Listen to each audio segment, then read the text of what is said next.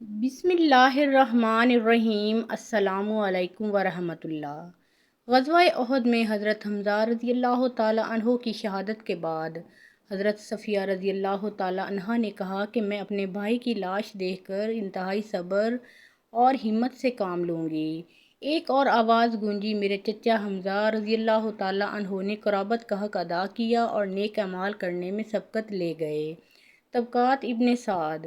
یہ وہ جملہ ہے جسے امام الانبیاء نبی رحمت صلی اللہ علیہ وآلہ وسلم اکثر دہرایا کرتے تھے۔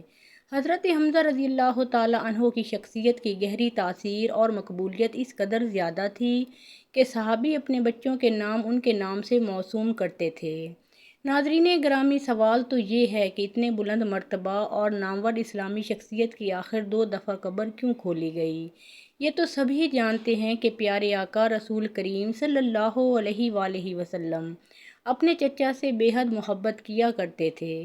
ایک مرتبہ ایک صحابی بارگاہ رسالت صلی اللہ علیہ وآلہ وسلم میں حاضر ہو کر عرض کرنے لگے، یا رسول اللہ، میرے ہاں لڑکے کی ولادت ہوئی ہے، میں اس کا کیا نام رکھوں؟ تو نبی رحمت صلی اللہ علیہ وآلہ وسلم نے ارشاد فرمایا، لوگوں میں مجھے اپنے چچا حمزہ رضی اللہ تعالیٰ عنہ سے محبت ہے، لہٰذا انہی کے نام پر اپنے بچے کا نام رکھو۔ نبی آخر الزماں حضرت محمد مصطفیٰ صلی اللہ علیہ وآلہ وسلم کی ولادت سے 2 سال پہلے آپ کے چچا اور رضائی بھائی سید الشہداء شیر خدا حضرت حمزہ بن عبد المطلب رضی اللہ تعالیٰ عنہ پیدا ہوئے۔ آپ کی کنیت ابو عمارہ تھی۔ آپ نہایت حسین و جمیل، دبلے پتلے، چوڑی چھاتی اور دراز قد تھے۔ آپ اپنے بھتیجے حضرت محمد مصطفیٰ صلی اللہ علیہ وآلہ وسلم سے بے پناہ محبت کرتے تھے اور ان کی حفاظت میں پیش رہتے، بلکہ اگر یہ کہا جائے کہ ان کے سامنے ہوتے ہوئے کسی کافر کی جرأت نہ ہوتی کہ نبی کریم صلی اللہ علیہ وآلہ وسلم کے خلاف کوئی نازیبا لفظ بھی بول دے۔ اسی طرح اعلان نبوت کو 6 سال گزر چکے تھے کہ ایک دن کوہ صفا کے قریب ایک باندی نے آپ رضی اللہ تعالیٰ عنہ کو شکار سے واپسی پر روکا اور کہنے لگی، اے ابو عمارہ، کاش آپ پہلے آ جاتے، ابھی تھوڑی دیر پہلے ہی ابو جہل نے آپ کے بھتیجے محمد مصطفیٰ صلی اللہ علیہ وآلہ وسلم کو گالیاں نکالی ہیں اور ہاتھا پائی بھی کی ہے، لیکن محمد صلی اللہ علیہ وآلہ وسلم نے کوئی جواب نہیں دیا اور چلے گئے۔ یہ سنتے ہی آپ رضی اللہ تعالیٰ عنہ جوش میں آ گئے، تیزی کے ساتھ خانہ کعبہ کی طرف بڑھے، بغیر کسی اور طرف متوجہ ہوئے سیدھا ابو جہل کے پاس گئے اور جاتے ہی اس کے سر پر زور سے اپنی کمان دے ماری۔ ابو جہل کے سر سے خون کا فوارہ نکل پڑا۔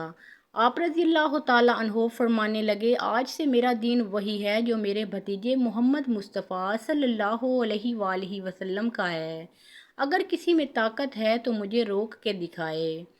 آپ رضی اللہ تعالیٰ عنہ مدینہ منورہ تشریف لائے تو اسلامی لشکر کے پہلے علم بردار بنے۔ 2 ہجری میں ہونے والی پہلی جنگ بدر میں آپ رضی اللہ تعالیٰ عنہ نے بے شمار کافروں کو جہنم واصل کیا۔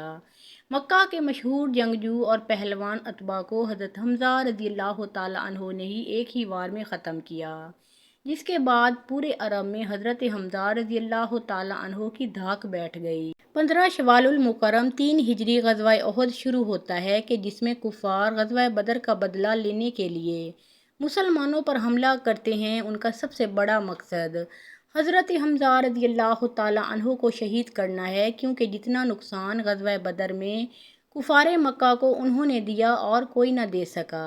جبیر بن مطعم نے اپنے غلام وحشی کو، جو کہ نیزہ چلانے میں ماہر تھا، اس کو لالچ دیا کہ اگر تم میرے چچا کو قتل کرنے والے حضرت حمزہ رضی اللہ تعالیٰ عنہ کو شہید کر دے گا تو تجھے آزاد کر دوں گا۔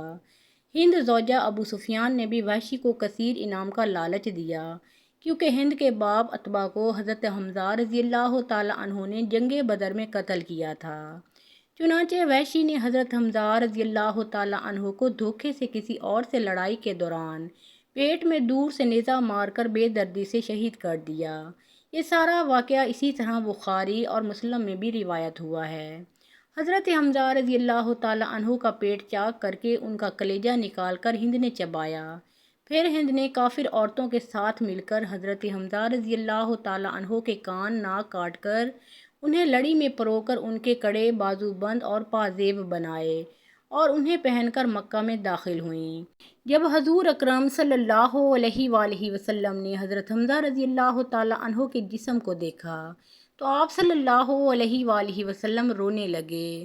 حضرت حمزہ رضی اللہ تعالیٰ عنہ کے کٹے ہوئے جسم کو دیکھ کر شدت غم سے آپ صلی اللہ علیہ وآلہ وسلم کی آواز بلند ہوئی اور فرمایا، حمزہ سید الشہداء ہیں۔ مسلمانوں ذرا ایک دفعہ اس منظر کو سامنے لائیں کہ جب حضرت حمزہ رضی اللہ تعالیٰ عنہ کی بہن حضرت صفیہ رضی اللہ تعالیٰ عنہا کو پتہ چلا کہ ان کے بھائی شہید ہو گئے، وہ ان کو دیکھنے کے لیے آئیں تو حضور اکرم صلی اللہ علیہ وآلہ وسلم نے ان کو اپنے بھائی کا کٹا ہوا جسم دیکھنے نہ دیا۔ خیر، حضرت صفیہ کی لائی گئی چادر میں حضرت حمزہ رضی اللہ تعالیٰ عنہ کو کفن دیا گیا۔ چادر اس قدر چھوٹی تھی کہ سر ڈھانپتے تھے تو پاؤں ننگے ہو جاتے تھے اور اگر پاؤں ڈھانپتے تھے تو سر ننگا ہو جاتا تھا۔ اللہ اکبر۔ حضور اکرم صلی اللہ علیہ وآلہ وسلم فرمانے لگے کہ سر کو ڈھانپ دیا جائے اور پاؤں پر گھاس ڈال دی جائے۔ ناظرین گرامی، حضرت حمزہ رضی اللہ تعالیٰ عنہ کی قبر کشائی کی پہلی روایت حضرت جابر رضی اللہ تعالیٰ عنہ نے بیان کی ہے، جسے امام مسلم اور بخاری نے بھی روایت کیا ہے۔ حضرت جابر رضی اللہ تعالیٰ عنہ فرماتے ہیں، جنگ احد کے 46 سال کے بعد معاویہ بن ابو سفیان کے دور حکومت میں انہوں نے ایک نہر احد کے مقام پر نکالنے کا حکم صادر کیا۔ جب اس نہر کا کام شروع ہوا تو منادی نے مدینہ منورہ میں یوں صدا لگائی، جن لوگوں کے شہید رشتہ دار احد میں دفن ہیں، قبر کشائی کر کے اپنے اپنے شہداء کے جسد کسی دوسری جگہ منتقل کر لیں تاکہ وہ پانی سے محفوظ رہ سکیں۔ حضرت جابر بن عبداللہ رضی اللہ تعالیٰ عنہ فرماتے ہیں کہ یہ سن کر مدینہ والے احد کی طرف نکل پڑے، جن میں میں خود بھی شامل تھا، کیونکہ میرے والد حضرت عبداللہ بھی احد کی جنگ میں شہید ہوئے تھے اور وہاں ہی دفن تھے۔ میرے والد حضرت عبداللہ اور حضرت عمر بن جموح ایک ہی قبر میں دفن تھے۔ شہادت کے وقت حضرت عمر بن جموح کی پیشانی زخمی تھی اور میرے والد نے عمر بن جموح کی پیشانی پر ہاتھ رکھا ہوا تھا اور اسی حالت میں دونوں شہید ہوئے۔ اس لیے جب صحابہ کرام ان کا ہاتھ ہٹاتے تو پیشانی سے خون نکلنے لگتا، جس کی وجہ سے رسول اللہ صلی اللہ علیہ وآلہ وسلم کے حکم کے مطابق ان دونوں کو اسی حالت میں ایک ہی قبر میں دفن کیا گیا۔ حضرت جابر بن عبداللہ رضی اللہ تعالیٰ عنہ فرماتے ہیں کہ جب حکومتی سپاہیوں نے میری موجودگی میں میرے والد عبداللہ اور عمر بن جموح کی قبر کھولی تو جیسے ہی عمر کی پیشانی سے میرے والد کا ہاتھ ہٹاتے تو تازہ خون کے فوارے نکلنا شروع ہو جاتے۔ یہ معاملہ دیکھ کر انہوں نے یہ قبر بند کر دی۔ اس کے بعد سپاہی حضرت حمزہ رضی اللہ تعالیٰ عنہ کی قبر کی طرف بڑھے اور قبر کھودتے ہوئے حضرت حمزہ رضی اللہ تعالیٰ عنہ کے پاؤں پر کدال لگی تو ان کے پاؤں سے تازہ خون نکلنے لگا۔ حضرت جابر رضی اللہ تعالیٰ عنہ روایت فرماتے ہیں کہ میں اسی بات کا عینی شاہد ہوں کہ تمام شہداء کے جسم تر و تازہ تھے اور حضرت حمزہ رضی اللہ تعالیٰ عنہ تو ایسے لگ رہے تھے جیسے آرام کی نیند سو رہے ہوں۔ جب سپاہیوں نے شہداء کا یہ عالم دیکھا تو مزید قبر کشائیوں کو روک دیا اور دوبارہ سبھی کو اسی حالت میں دفن کر دیا جیسے پہلے تھے۔ حضرت حمزہ رضی اللہ تعالیٰ عنہ کی دوسری دفعہ قبر کشائی ترک سلطان عبد الحمید ثانی کے دور میں انہوں نے 1904 میں کروائی، جب انہیں خواب میں یہ اشارہ ہوا کہ حضرت حمزہ رضی اللہ تعالیٰ عنہ کے جسد مبارک پر پانی موجود ہے۔ انہوں نے قبر کھدوا کر اس کے ارد گرد 50 فٹ گہرائی تک سیسہ پلائی دیواریں بنا دیں۔